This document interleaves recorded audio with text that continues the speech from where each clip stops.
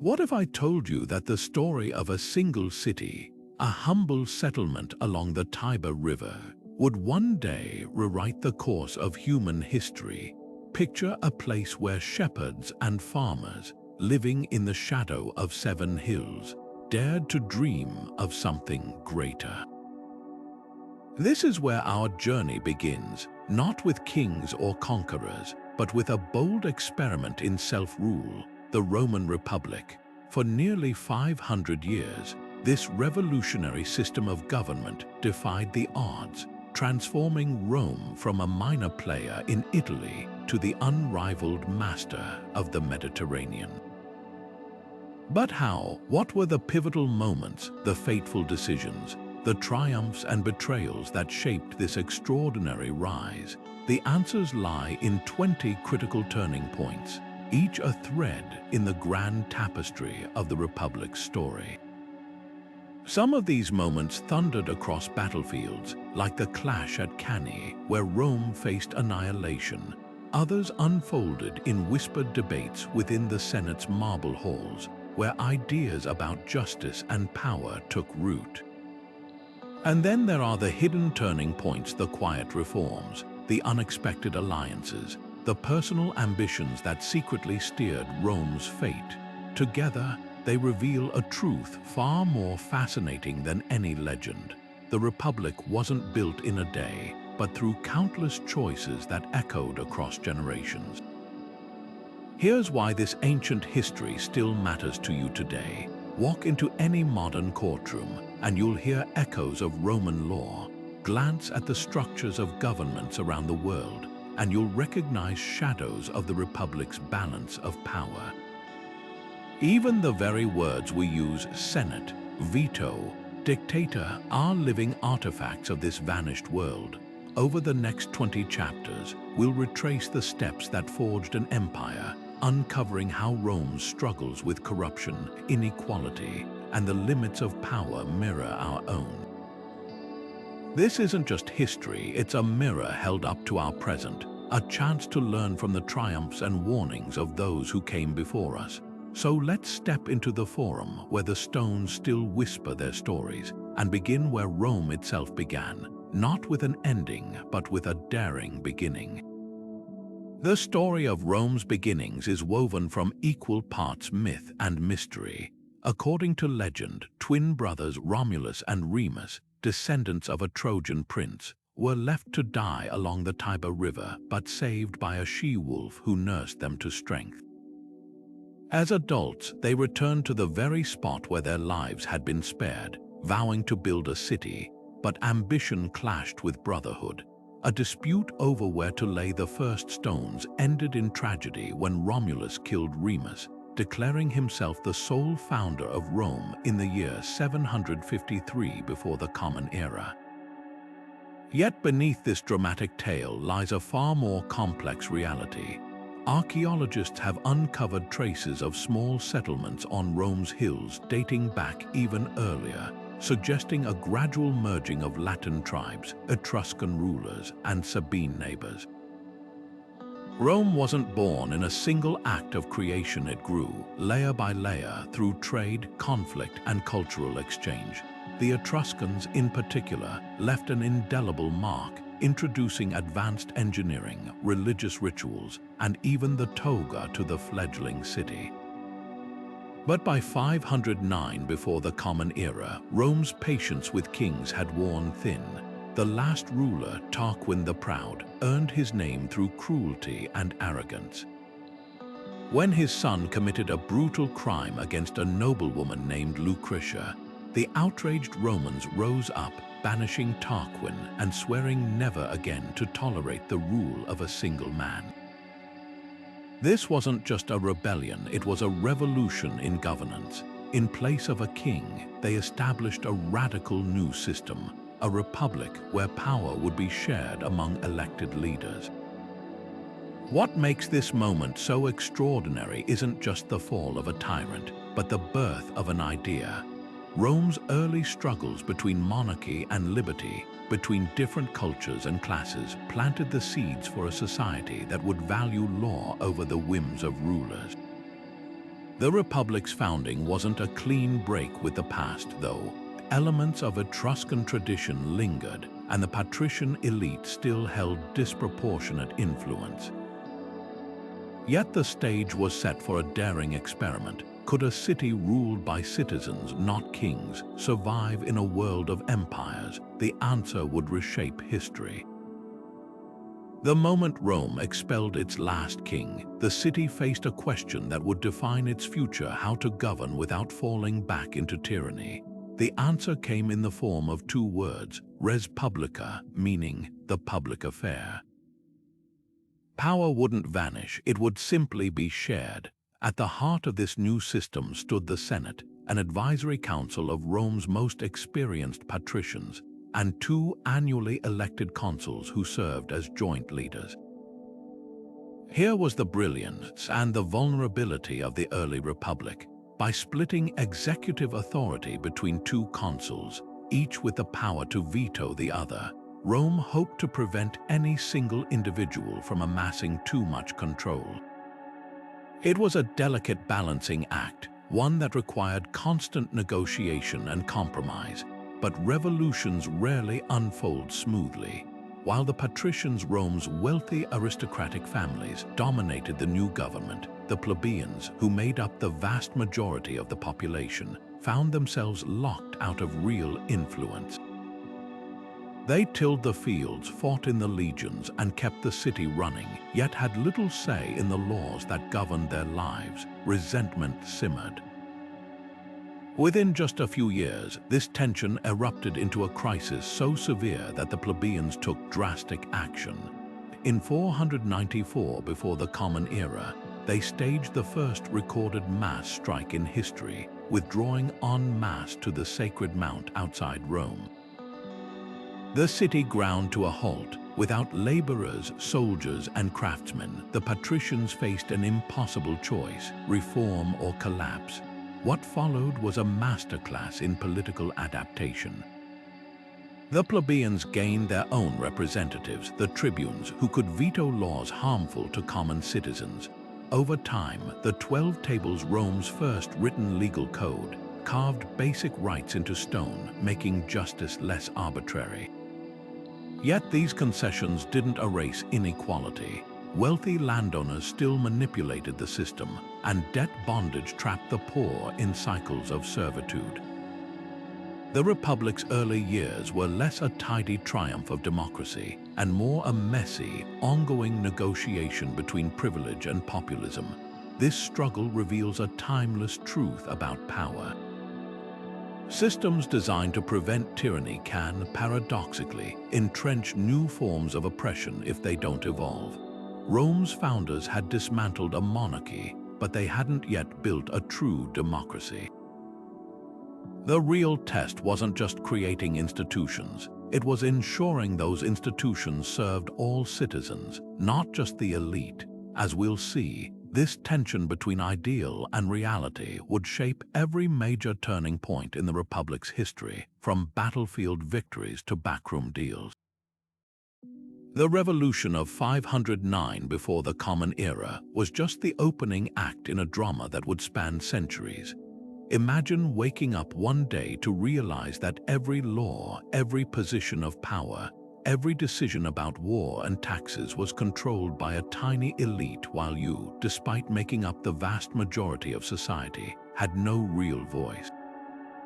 This wasn't just frustration for Rome's plebeians, it was their daily reality. By 494 before the Common Era, the cracks in the young republic had become gaping fissures. The patricians, Rome's aristocratic class, monopolized the Senate and consulships, passing laws that served their interests while plebeians shouldered the burdens of military service and crushing debt. When a plebeian couldn't pay what he owed, the penalty was brutal: debt bondage, forcing him or even his family into servitude until the debt was worked off. Then came the breaking point. After yet another military campaign where plebeian soldiers returned to find their farms ruined and debts mounting, they made a historic decision. Instead of marching to battle, they marched away, abandoning Rome entirely for the Sacred Mount, a hill just outside the city. This wasn't a riot or a protest, it was a calculated work stoppage that brought Rome to its knees. No soldiers meant no defense against enemies. No laborers meant no food in the markets. The Patricians, suddenly faced with the collapse of society, had to negotiate. What emerged from this standoff was one of the most ingenious political innovations of the ancient world, the Tribune of the Plebs. These elected officials, drawn from the plebeian class themselves, held a power unlike any other, the veto. With a single word, a tribune could block any law or decree that harmed the common people. Even more remarkably, their persons were declared sacrosanct. Harming a tribune was punishable by death. For the first time, the plebeians had real leverage, but the conflict of the orders didn't end there. Over the next 2 centuries, plebeians chipped away at patrician privilege through sheer persistence. In 451 before the Common Era, the 12 Tables were inscribed, Rome's first written laws, displayed publicly so no one could claim ignorance of their rights. By 367 before the Common Era, plebeians could even stand for consul, the Republic's highest office. Each victory was hard-won, often through threats of further secessions or refusals to enlist in wars. The genius of this struggle wasn't just in the reforms themselves, but in what they revealed about the Republic's resilience. Unlike rigid societies that collapsed under pressure, Rome adapted, not out of idealism but necessity. The Patricians didn't surrender power willingly. They bargained to keep a system they still dominated. Yet these compromises gave the Republic something rare in the ancient world: stability through inclusion. By allowing dissent an outlet within the system, Rome avoided the revolutions that toppled other city-states. The lesson: even the fairest systems grow brittle unless they bend. For centuries, justice in Rome had been whispered in the shadows, unwritten traditions passed down by patrician judges who could bend the rules to favor their own class. But in 451 before the Common Era, everything changed. The plebeians, tired of arbitrary verdicts, demanded laws so clear and public that no one could pretend ignorance. What emerged from this struggle were the 12 Tables, bronze tablets displayed in the forum where every citizen could see them. This wasn't just legal reform, it was a revolution in transparency. The laws themselves were strikingly practical, covering everything from property disputes to funeral customs. If a neighbor's tree branches overhung your yard, Table 7 gave you the right to trim them. If someone broke your bone, Table 8 demanded compensation, bone for bone, as the text bluntly stated. Yet for all their detail, the tables still reflected Rome's inequalities. Debt bondage remained, and intermarriage between patricians and plebeians was forbidden. The plebeians had forced the elite to write down the rules, but those rules still tilted in favor of the powerful. What made the 12 Tables revolutionary wasn't their perfection, it was their permanence. Unlike the shifting whims of judges, these laws stood immutable, etched in bronze. Over time, that stability became their greatest strength. As Rome expanded, its legal system adapted, but the tables remained the foundation. Centuries later, scholars like Cicero would still study them, and their principles, proof over suspicion, the right to defend oneself, echo in courtrooms today. The true legacy of the 12 Tables lies in what they represent. The moment a society decided that even the mighty must answer to something greater than themselves. No longer could a patrician lord over a plebeian based solely on birthright, not when the law spelled out their mutual obligations. It was a fragile balance, but one that would shape Rome's destiny. For the first time, the idea took root that justice shouldn't hide behind closed doors, but stand in the open where all could see and hold it accountable.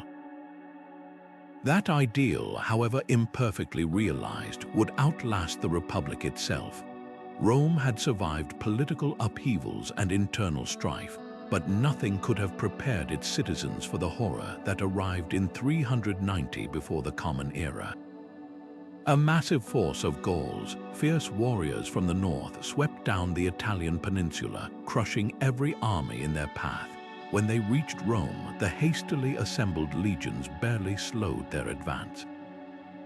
The result was unthinkable. For the first time in centuries, enemy soldiers breached the city walls, looting temples, burning homes, and slaughtering those who couldn't flee to the fortified Capitoline Hill.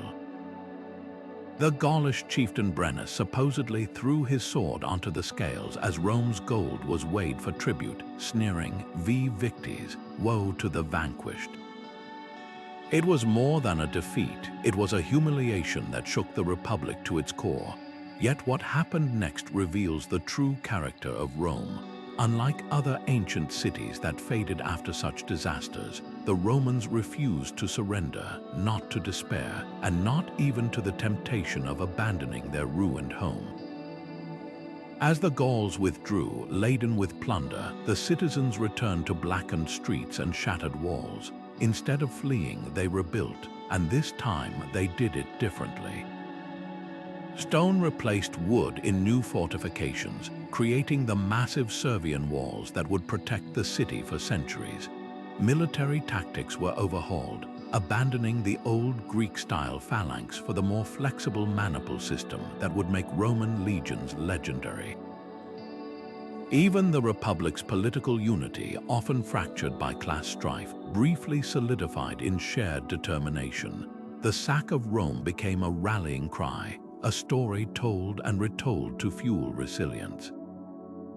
Senators spoke of the geese whose honking had alerted defenders on the Capitoline, turning a minor legend into a symbol of vigilance.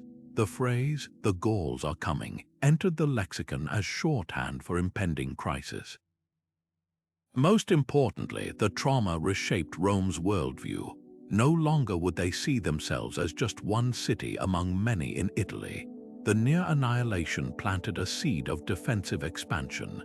The idea that security lay not behind walls, but in ensuring no rival could grow strong enough to threaten them again.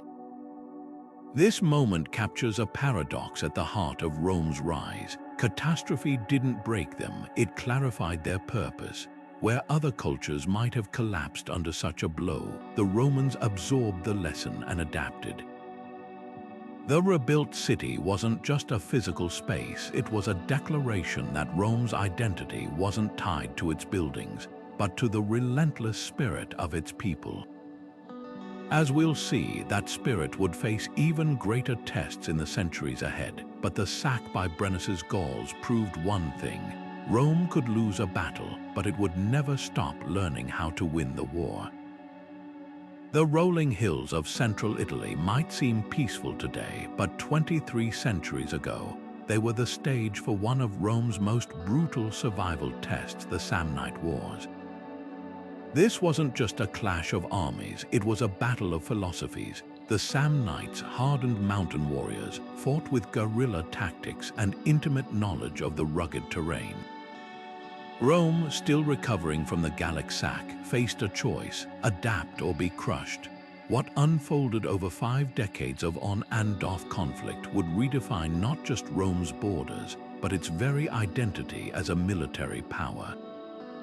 Early encounters were disastrous. In the Caudine Forks disaster of 321 before the Common Era, Samnite forces lured Roman legions into a narrow mountain pass, trapping them without room to maneuver. The humiliation was total. Surviving soldiers were forced to pass under a yoke of spears, a symbolic gesture of submission. Yet this defeat became a masterclass in Roman resilience. Rather than doubling down on failed tactics, they studied their enemy. The rigid Greek-style phalanx, which required open ground to function, was abandoned. In its place emerged the Manipular legion, a revolutionary system built for flexibility. Picture this: instead of one massive block of soldiers, The army now moved in smaller units called maniples, each able to operate independently like chess pieces across rough terrain. Hastoti, the youngest fighters, formed the front lines, their energy perfect for initial skirmishes. Behind them stood the Principes, seasoned veterans who stepped forward when the fighting grew fierce. And at the rear, the Triumvirate battle-hardened elites who entered only as a last resort. This wasn't just a new formation, it was a cultural shift. Roman soldiers now fought not as a faceless mass, but as a coordinated network where individual initiative mattered. The wars also revealed Rome's political ingenuity. Unable to conquer the Samnites outright, they wove a web of alliances across central Italy, offering defeated tribes a stake in Rome's success. Some received partial citizenship, others kept local autonomy in exchange for military service. This divide and assimilate strategy turned former enemies into buffers against the Samnites, stretching Rome's influence without endless bloodshed. By 290 before the Common Era, the Samnites were finally subdued, but the real victory lay deeper. Rome had proven it could lose battles yet win wars, not just through strength but through adaptation. The Manipular legion would become the backbone of future conquests from Pyrrhus to Hannibal, and the alliances forged in these conflicts laid the groundwork for something even more transformative: the idea that Roman wasn't just a citizenship, but an identity that could expand beyond the city's walls. The Samnite Wars didn't just secure territory, they forged the tools that would build an empire. King Pyrrhus of Epirus arrived in Italy in 280 before the Common Era with an army that seemed unstoppable: war elephants, elite Macedonian-style phalanxes, and a reputation as one of the greatest generals since Alexander himself. His goal was simple: rescue the Greek city of Tarentum from Roman expansion and carve out his own empire in the west. What followed wasn't just a series of battles, but a brutal lesson in the cost of victory. At Heraclea and Asculum, Pyrrhus's tactical genius crushed Roman legions, but each triumph came with staggering losses. After one particularly bloody fight, when congratulated on his success, he reportedly muttered, "One more such victory and I am undone." History would remember those words long after his kingdom faded into dust. Rome's strategy was unconventional and devastatingly effective. While other states might have surrendered after two crushing defeats, the Republic kept raising fresh legions, drawing on an unparalleled reserve of manpower from its Italian allies. Every time Pyrrhus won a battle, he faced a new Roman army, each one learning from previous mistakes. The legions adapted, developing tactics to counter war elephants using flaming arrows, caltrops, and specialized units to target their handlers. More importantly, Rome's political unity held firm.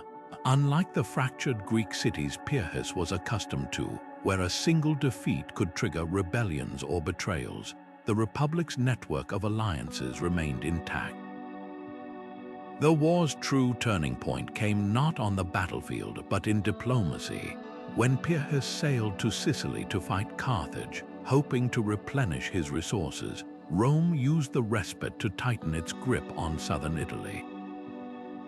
By the time he returned, his allies were wavering, his treasury drained, and his army exhausted. The final showdown at Beneventum in 275 before the Common Era wasn't a clear victory for either side, but Pyrrhus had had enough. He abandoned Italy, leaving Rome to consolidate its dominance over the peninsula. His parting words to his advisors were prophetic. "What a battlefield I am leaving for Carthage and Rome." This conflict reshaped the Mediterranean power balance in ways no one could have predicted. For the first time, a Hellenistic king heir to Alexander's military legacy had been thwarted not by another Greek state, but by the upstart Republic. Rome's willingness to absorb losses that would have broken other nations sent a chilling message to the Greek world. The war also revealed a pattern that would repeat for centuries. Rome might lose battles, but it would outlast any opponent in a war of attrition. Pyrrhus's name became synonymous with hollow triumphs, but his greatest legacy was unintentional. He proved that Rome could stare down the best the Hellenistic world had to offer and endure. The stage was now set for an even greater collision of civilizations, Rome versus Carthage. Rome had never fought a war like this before. For centuries, battles had been waged on Italian soil, where familiar terrain and land-based legions gave the Republic the advantage. But in 264 before the Common Era, a desperate plea from the Sicilian city of Messana plunged Rome into uncharted waters, literally. Crossing the strait to Sicily meant challenging Carthage, the maritime superpower whose merchant ships dominated trade routes and whose warships ruled the waves. The stakes couldn't have been higher. Carthage controlled vast territories across North Africa, Spain, and the Western Mediterranean, its wealth fueling mercenary armies and a navy that had no equal. Rome, by contrast, didn't even possess a single warship. What happened next defied all expectations. Recognizing that Sicily couldn't be won without controlling the sea, the Senate made an astonishing decision. They would build a fleet from nothing. Using a captured Carthaginian quinquereme as a model, Roman shipyards worked feverishly, constructing over 100 vessels in just 60 days. But ships alone weren't enough. Rome needed sailors. Recruits trained on wooden mock-ups ashore, learning to row in sync before ever touching water. The result was a navy of amateurs facing the most experienced seafarers of the age. The key to Rome's success lay in turning weakness into innovation. Knowing their crews couldn't match Carthaginian seamanship, engineers devised the corvus, a rotating boarding bridge with a massive iron spike at its end. When enemy ships approached, this device would slam down, embedding itself in their decks and transforming a sea battle into a land battle. At Mylae in 260 before the Common Era, the tactic proved devastating. Carthage's nimble vessels, built for ramming and maneuvering, suddenly found themselves locked in place as Roman legionaries stormed across the bridges. Yet the war dragged on for 23 grueling years, a cycle of victories, disasters, and staggering losses. Storms destroyed entire fleets. One disaster in 255 before the Common Era claimed over 100,000 lives. At times, the treasury neared bankruptcy until wealthy citizens privately funded new ships. But Rome's relentless persistence wore Carthage down. The final blow came at the Aegates Islands in 241 before the Common Era, where a rebuilt Roman fleet intercepted Carthaginian reinforcements. With their supply lines severed, Carthage sued for peace. The terms were transformative. Rome gained Sicily, its first overseas province, along with hefty reparations. More importantly, the victory announced Rome's arrival as a naval power, but the peace contained the seeds of future conflict. Carthage, though humbled, remained a formidable empire.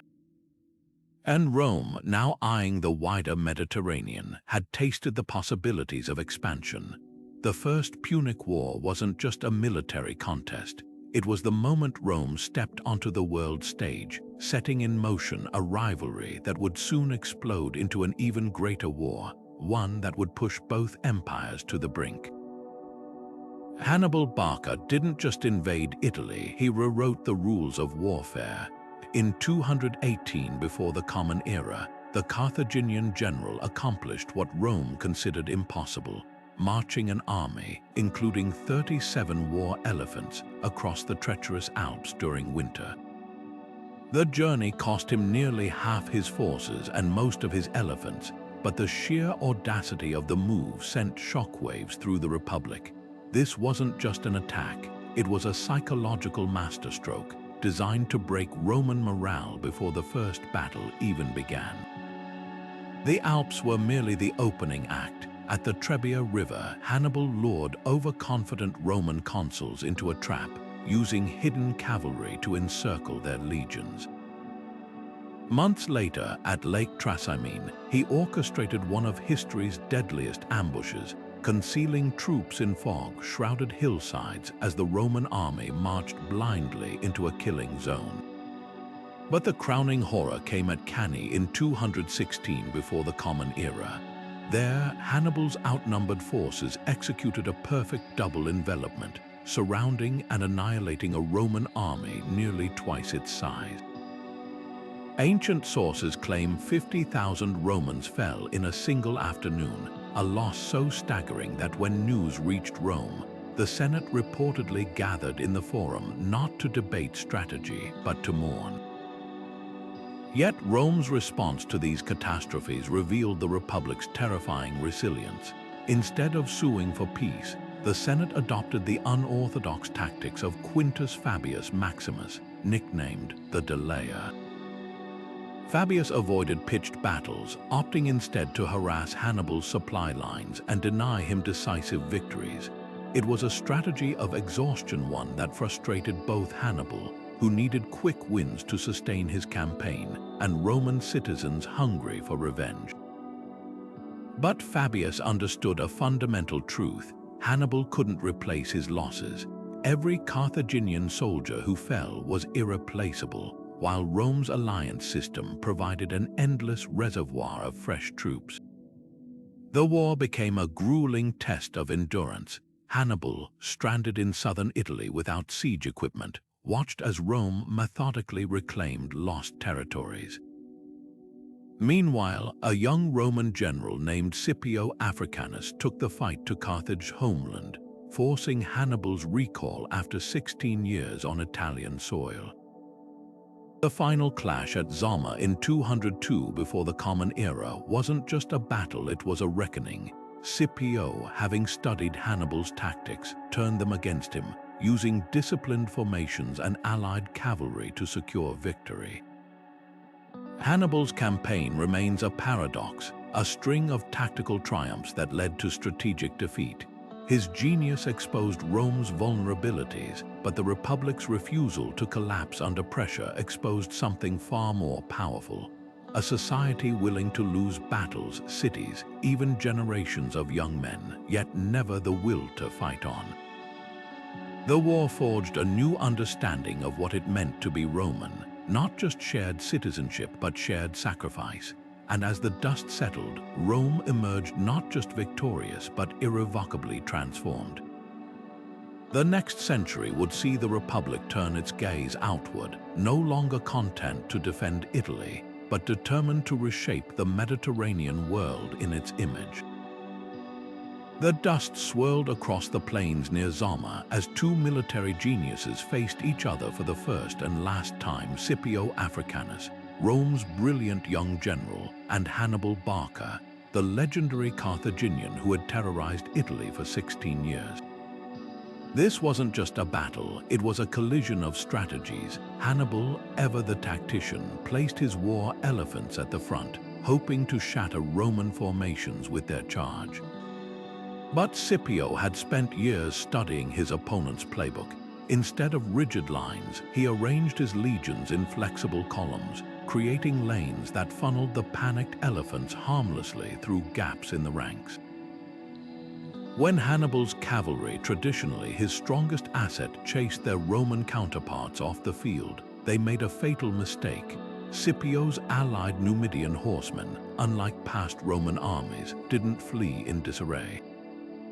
They regrouped and returned at the pivotal moment, slamming into Hannibal's rear just as his infantry was locked in brutal hand-to-hand combat. The Carthaginian line disintegrated.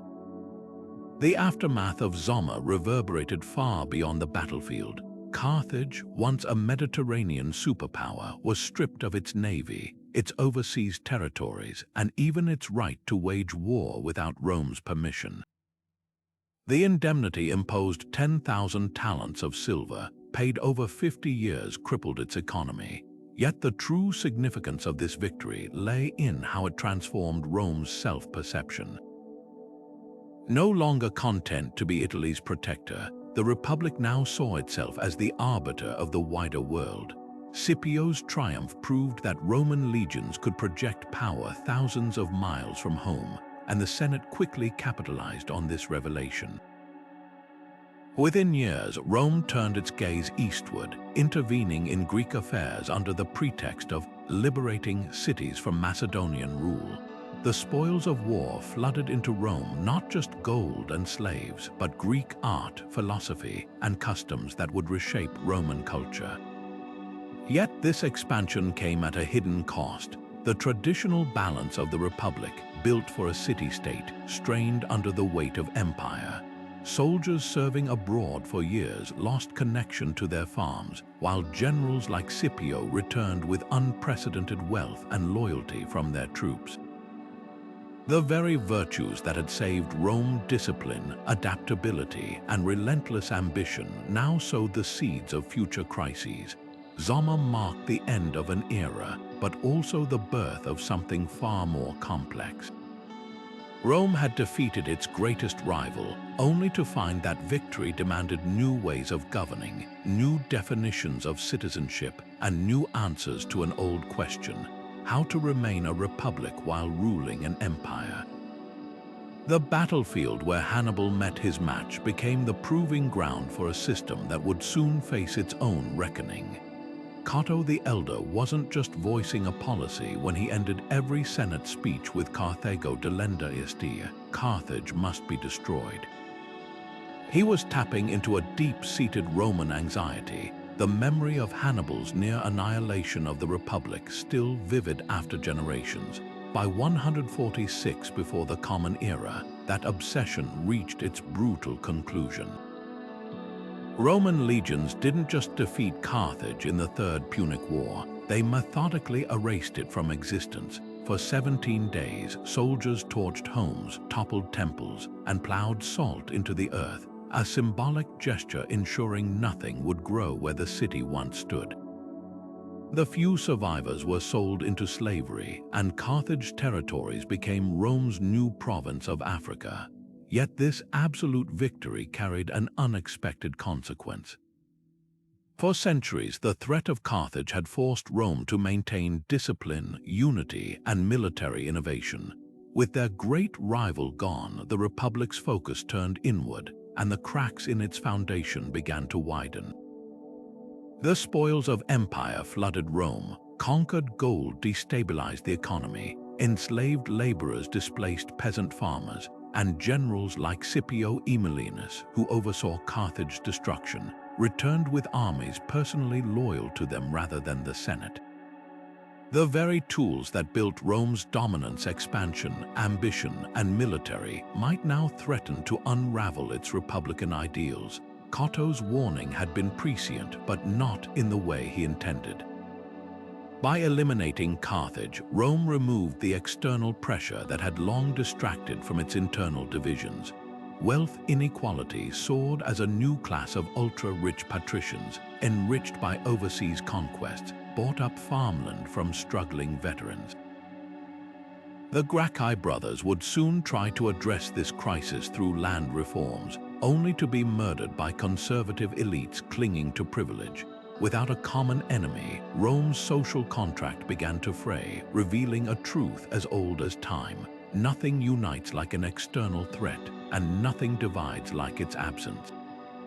The fall of Carthage wasn't just the end of a city, it was the end of an era. Rome stood unchallenged in the Mediterranean, but at what cost? The Republic, forged in centuries of struggle against kings and rivals, now faced its greatest test not from foreign armies, but from the contradictions of its own success. The ashes of Carthage carried a warning. Empires often sow the seeds of their own downfall in the soil of their greatest triumphs. Tiberius Gracchus stood before the Roman people in 133 before the Common Era with a radical proposal, one that would shake the foundations of the Republic.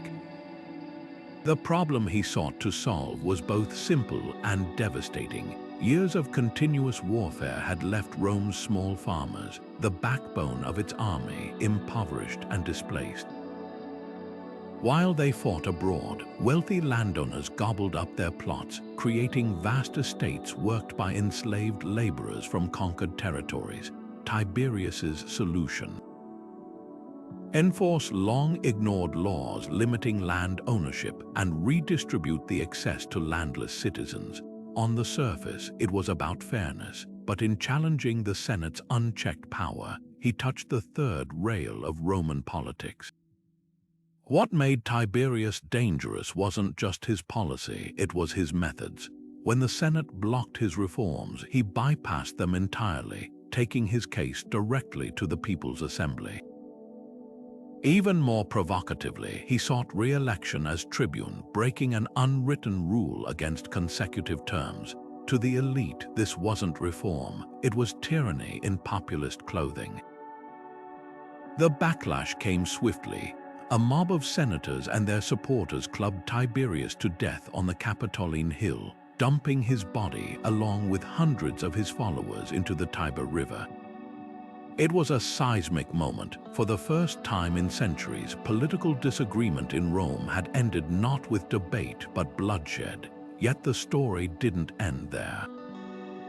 A decade later, Tiberius's younger brother Gaius picked up the mantle, pushing an even broader agenda.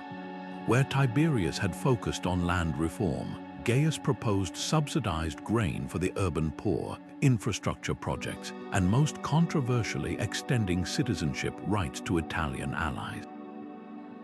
His vision was nothing less than a restructuring of Roman society to benefit the many rather than the few. But the elite response was even fiercer. Declared an enemy of the state, Gaius was hunted down. Rather than face capture, he ordered an enslaved person to kill him, a final act of defiance. The Gracchi's legacy is a study in paradox.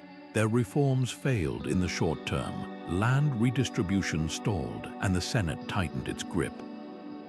But they unleashed forces that would forever alter Roman politics. The brothers proved that popular appeal could rival senatorial authority, paving the way for future leaders like Marius and Caesar. Their deaths also normalized political violence, turning what had been unthinkable into a grim precedent. Perhaps most importantly, they exposed the Republic's fatal flaw. A system designed for a small city-state couldn't govern an empire without addressing the inequalities that empire created. The Gracchi didn't just demand bread and land, they forced Rome to confront the price of its own expansion. Gaius Marius looked at the battlefields of Numidia and saw a crisis Rome's elite refused to acknowledge. The traditional recruitment system, drafting property-owning citizens who could afford their own weapons, was collapsing. Years of distant wars had left farms abandoned, and the very men who once formed the backbone of the legions now roamed the streets of Rome, landless and desperate.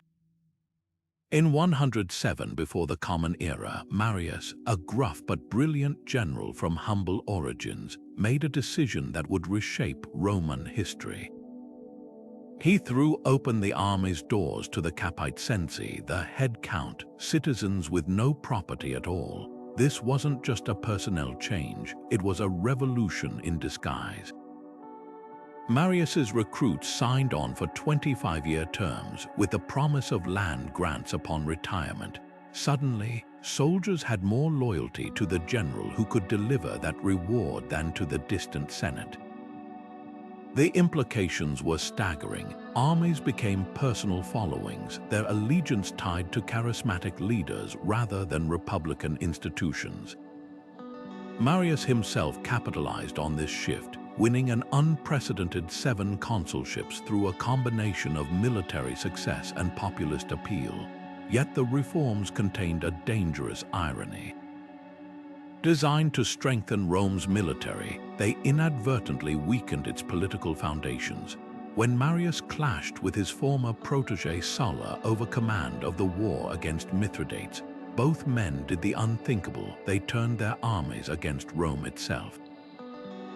In 88 before the Common Era, Sulla marched his legions into the city, the first time Roman soldiers had ever breached the sacred boundary of the Pomerium for hostile purposes. The message was clear. The Republic's survival now depended not on laws, but on which general's troops were more willing to slaughter their fellow citizens. Marius's legacy is a study in unintended consequences. His reforms produced the most effective fighting force the ancient world had seen, professionalizing the legions and standardizing equipment. But they also set a precedent that would haunt Rome for centuries. Ambitious commanders from Pompey to Caesar now understood that control of an army could translate directly into political power. The genie was out of the bottle, and no amount of senatorial decrees could force it back in. The Republic, once a carefully balanced system of checks and balances, had become a prize to be seized by whoever commanded the fiercest loyalty of the swords. Sulla entered Rome not as a returning hero, but as a conqueror of his own city. The year was 82 before the Common Era, and the streets ran red with more than just metaphorical tension. His victory over Marius's populist faction came at a ghastly price: the introduction of proscriptions, official death lists that turned political enemies into state-sanctioned targets. Names appeared on wooden tablets in the Forum, their properties forfeit, their lives worthless. Wealthy citizens were often accused falsely, their assets seized to fund Sulla's veterans. Estimates suggest thousands perished, their severed heads displayed on spikes as grim warnings. This wasn't just political repression, it was industrial-scale terror designed to paralyze opposition. Yet Sulla saw himself not as a tyrant, but as Rome's savior, appointed dictator, a constitutional office traditionally reserved for emergencies. He embarked on sweeping reforms to dismantle the populist machinery that had empowered men like the Gracchi and Marius. The tribunate, once a check on senatorial power, was gutted. Tribunes could no longer propose laws or veto major legislation. The Senate itself swelled with 300 new members, hand-picked loyalists who diluted the influence of old aristocratic families. Even the courts were overhauled, shifting control from equestrian businessmen back to the senatorial elite. Every change served one purpose: to make the Republic resistant to what Sulla viewed as mob rule. The irony was breathtaking. To restore the Republic, Sulla had to trample its norms. His dictatorship, though technically legal, revealed how easily constitutional safeguards crumbled before military force. When he abruptly resigned in 79 before the Common Era, retiring to a life of debauchery before dying a year later, he left behind a dangerous blueprint. Future strongmen would note how effectively he had wielded absolute power, then walked away unscathed. The illusion of Republican continuity remained, but the cracks were undeniable. Sulla's legacy wasn't in his laws, most of which were overturned within a decade. It was in the unspoken lesson his career imparted. In Rome's new era, armies mattered more than assemblies, and fear could override tradition. The Republic had survived civil war, but the victors had rewritten the rules of the game.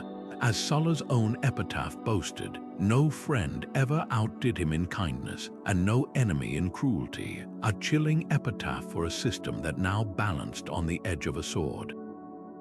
Rome's political landscape in 60 before the Common Era was a tinderbox waiting for a spark. 3 men, each formidable in his own right, each thwarted by the Senate's stubborn resistance, made a private decision that would alter history. Pompey, the conquering hero who had cleared the Mediterranean of pirates and toppled kingdoms in the east, seethed as the Senate denied land grants to his veterans. Crassus, the wealthiest man in Rome, saw his ambitions for military glory stifled by political rivals. And then there was Julius Caesar, a rising star drowning in debts but burning with untapped potential.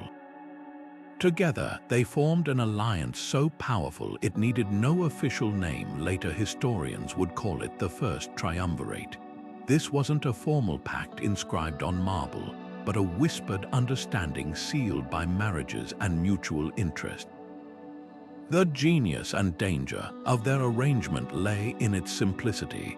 Pompey brought military prestige and popular support. Crassus supplied bottomless wealth and political connections, while Caesar, the youngest and least established, played the role of ambitious wildcard. By pooling their influence, they could bend the Republic to their will without overtly breaking its laws. Caesar's election as consul in 59 before the Common Era became their first test. With Pompey's veterans packing the assemblies and Crassus bankrolling campaigns, they bulldozed through opposition. Land bills for Pompey's soldiers passed, tax contracts favorable to Crassus's business allies were approved, and Caesar secured for himself an extraordinary 5-year command in Gaul, a province ripe for conquest and profit. Yet this private power-sharing deal exposed the Republic's growing fragility. Traditional governance relied on distributed authority among elected magistrates, checks and balances between institutions, and the sacred notion that no single individual should tower above the rest. The Triumvirate shattered these norms by operating as a shadow government.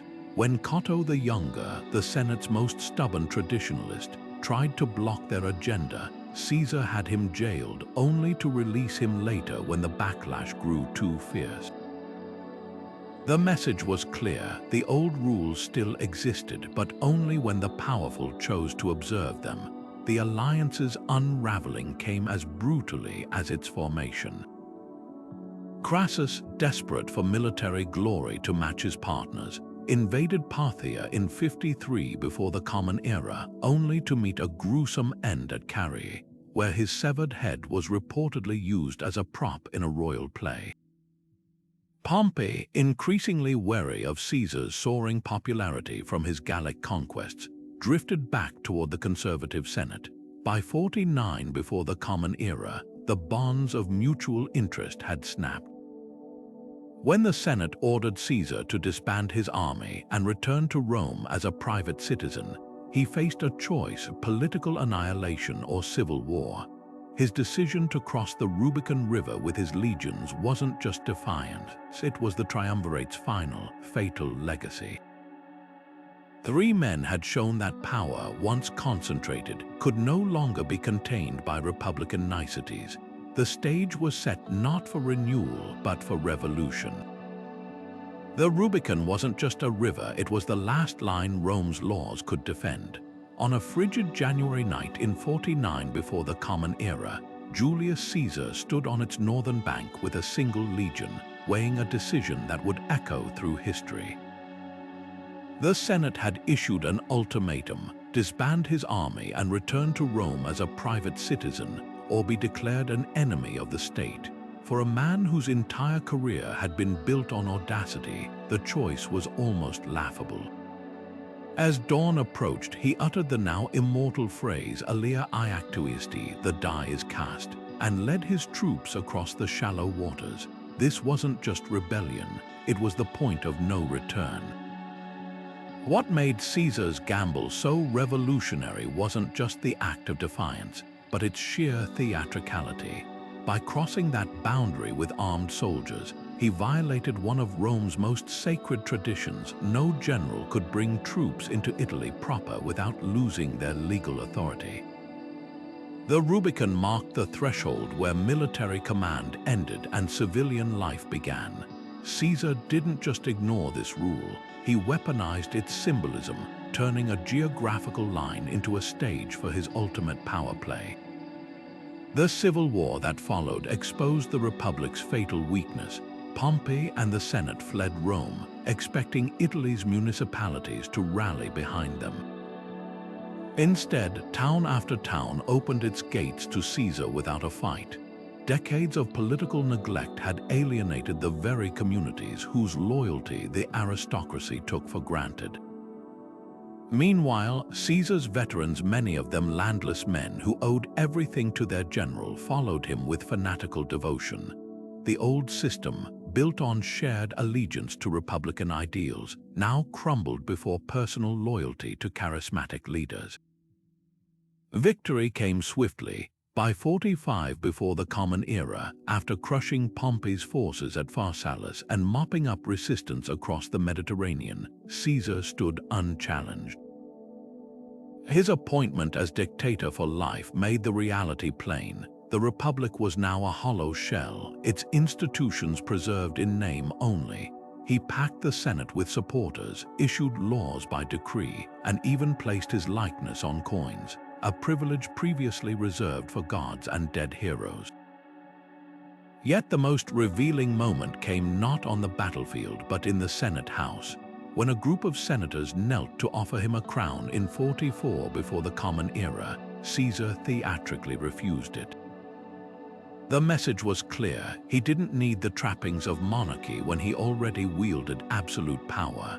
This performance of humility only underscored how thoroughly the old rules had been overturned. The Republic, once governed by consensus and precedent, now answered to one man's whim. The irony was palpable. A system created to prevent kingship had fallen not to foreign invasion or economic collapse, but to the unchecked ambition of those sworn to uphold it. The Ides of March dawned like any other day in Rome until it didn't. As Julius Caesar entered the Senate House on March 15, 44 before the Common Era, a group of senators clustered around him, their togas hiding more than just daggers. Among them stood Brutus, a man Caesar had pardoned and treated like a son. According to legend, the dictator's last words weren't the dramatic "et tu, Brute." Shakespeare would later imagine but a stunned gasp as 23 stab wounds rained down. The assassins saw themselves as liberators, striking down a tyrant to restore the Republic. Yet in their moment of triumph, they revealed a devastating miscalculation. Killing Caesar didn't resurrect the old system, it shattered whatever fragile stability remained. What followed was chaos masquerading as principle. Brutus and Cassius fled Rome, expecting the people to rise in gratitude. Instead, the city erupted in panic. Caesar's funeral became a tinderbox when Mark Antony read the dictator's will aloud, revealing generous donations to every citizen. The crowd's grief turned to fury. They stormed the streets, torching the homes of conspirators with makeshift funeral pyres. The assassins had imagined a return to senatorial rule, but they'd failed to grasp how deeply Caesar's populist reforms had altered Roman politics. The urban poor, the veterans, even many equestrians now saw the Senate's elite as out-of-touch oligarchs clinging to privilege. Into this vacuum stepped two men with radically different visions. Octavian, Caesar's 18-year-old adopted heir, was a political novice with one irreplaceable asset: his name. Antony, the battle-hardened general, commanded loyalty from legions and Caesarian loyalists. Their rivalry began as an uneasy alliance to crush Brutus and Cassius at Philippi in 42 before the Common Era, but the victory only postponed their own collision. Antony took command of the East, embracing its Hellenistic splendor and Cleopatra's court. Octavian consolidated power in the West, mastering the art of propaganda, painting Antony as a traitor seduced by foreign decadence. The final showdown at Actium in 31 before the Common Era wasn't just a naval battle, it was a clash of identities. Antony's fleet, though larger, was burdened by Cleopatra's treasure ships and plagued by defections. Octavian's Admiral Agrippa outmaneuvered them, forcing a retreat that became a rout. Within a year, both Antony and Cleopatra lay dead by their own hands, and Octavian stood alone atop the Roman world. The irony was profound. Brutus had killed Caesar to prevent one-man rule, only to clear the path for a far more enduring autocracy. The Republic's death certificate was signed not with daggers but with patience. Octavian, now Augustus, spent decades crafting the illusion of continuity, keeping the Senate's facade while hollowing out its power. The system Brutus died to save had already been terminally ill. Caesar's assassination merely hastened its end. Sometimes the most dangerous delusion isn't the thirst for power, but the belief that the past can be resurrected with a single, violent act. The Republic didn't fall because its ideals were forgotten, but because it could no longer contain the forces its own success had unleashed. The waters off Actium churned with more than just the Mediterranean currents on that fateful day in 31 before the Common Era. Octavian's fleet, though outnumbered, held one critical advantage: discipline. His Admiral Agrippa had spent months drilling sailors, optimizing ship designs, and studying the coastline's treacherous winds. Meanwhile, Mark Antony's armada lumbered under the weight of Cleopatra's treasure ships and a command structure fractured by personal rivalries. When the battle horn sounded, it wasn't just ships that clashed, it was two visions for Rome's future. Antony represented the old guard's fatal flaw, a general who'd grown reckless with power, entangled in a foreign queen's ambitions. Octavian, the sickly young strategist no one had taken seriously, proved the Republic's greatest irony: its restorer would first have to destroy its last defenders. As sails burned and oars splintered, Cleopatra's squadron suddenly retreated, a move that shattered Antony's focus. Abandoning his men, he chased after her, dooming his remaining forces to surrender or slaughter. The symbolism couldn't have been starker.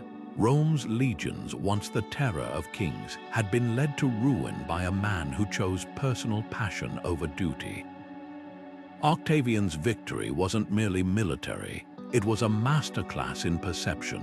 By framing the conflict as a patriotic war against Eastern decadence rather than a power struggle between Romans, he turned Actium into a moral crusade. The battlefield became a propaganda goldmine, his poets spinning tales of Apollo himself guiding Octavian's ships. Yet the real genius came afterward. Returning to Rome in 29 before the Common Era, Octavian faced a delicate task: how to claim absolute power without triggering another round of assassinations. His solution was a political sleight of hand so effective we still feel its echoes today. Rather than declaring himself king, he layered republican titles like puzzle pieces: princeps first citizen, tribunician power for life, imperator of every legion. The Senate, hollowed out by decades of purges, gratefully voted him these honors, clinging to the illusion they still governed. Even the name Augustus, meaning revered one, suggested piety, not domination. The Republic's ghost was carefully preserved like a revered ancestor's death mask. Elections continued, but candidates needed Augustus's blessing. The Senate still debated, yet his informal network of spies ensured outcomes aligned with his will. This theatrical preservation of old forms allowed Romans to tell themselves they hadn't lost their freedoms, they'd merely entrusted them to the most capable hands. The lesson was profound. Power endures not when it crushes traditions, but when it costumes itself as their guardian. Augustus's reign revealed another truth: the Republic's ideals hadn't vanished, they'd been repurposed. Concepts like mos maiorum, ancestral custom, now justified imperial stability instead of senatorial debate. The old virtus of citizen soldiers became loyalty to the emperor's vision. Even the office of tribune, created to protect plebeians, was absorbed into Augustus's persona, neutralizing its revolutionary potential. The Republic died not with a bang, but with a bureaucratic whisper, its legacy cannibalized to build something far more enduring. What makes this transformation haunting isn't its inevitability, but its familiarity. Systems rarely collapse from external blows alone. They erode when those who benefit most from them learn to game their rules. The Republic didn't fall because Augustus was uniquely cunning. It fell because generations before him had already turned its institutions into weapons. Actium wasn't the end. It was the moment Rome stopped pretending the old rules still mattered. The stage was now set for an empire that would claim to be a republic reborn, its contradictions woven into the fabric of Western history itself. From its humble beginnings as a cluster of huts on the Tiber's banks to its final transformation beneath Augustus's calculated reforms, the Roman Republic's 5-century journey stands as history's most revealing experiment in power. These 20 turning points weren't just events, they were choices, each one revealing the fragile alchemy required to sustain a society balancing liberty and order. Consider the paradox. Rome's greatest strength, its relentless adaptability, ultimately became its undoing. The same flexibility that allowed plebeians to win rights through secession, or legions to reinvent tactics after Cannae, made the Republic vulnerable to those who learned to manipulate its systems. The lessons etched into these ancient stones feel unnervingly modern. When the Gracchi brothers discovered that reforms threatening elite privilege could get you clubbed to death in broad daylight, they exposed a truth about power that transcends millennia. Established systems protect themselves, often violently. Marius's professional army solved a manpower crisis but birthed warlord politics, proving that even well-intentioned solutions can unravel the social contracts they're meant to preserve. And Caesar's Rubicon crossing demonstrated how easily procedural norms crumble when charismatic leaders command personal loyalty over institutional allegiance. Yet the Republic's legacy isn't just a cautionary tale. Its DNA lives in the checks and balances of modern constitutions, in the very idea that laws, not individuals, should govern societies. The 12 Tables laid groundwork for legal transparency still fought for today.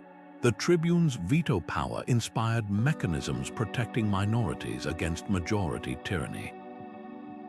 Even Rome's failures instruct us, showing how wealth inequality corrodes democracies, or how imperial overreach drains a nation's focus from domestic stability.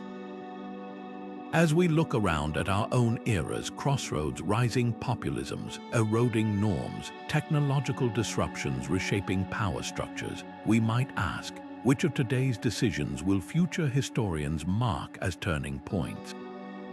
The Republic's story suggests they won't be the obvious ones, not the loud declarations or dramatic battles, but the quiet precedents, when compromise gave way to absolutism, when private interests overrode public good, or when citizens traded engagement for comfort. Rome's ghosts still walk among us, not in togas and sandals, but in the enduring questions they force us to confront. How does a society maintain shared purpose amid diversity? What safeguards prevent leaders from becoming overlords? When does stability become stagnation or change become chaos? The Republic's rubble offers no easy answers, but it gives us the rarest gift of history, the chance to learn without paying the original price. If you've enjoyed this journey through the decisions that built and broke an ancient superpower, help others discover these stories by liking and subscribing. Drop a comment below sharing which turning point resonated most. Is there a parallel in today's world that caught your attention? Until our next exploration, remember, civilizations aren't undone in a day, but through countless small choices that, in hindsight, were never small at all.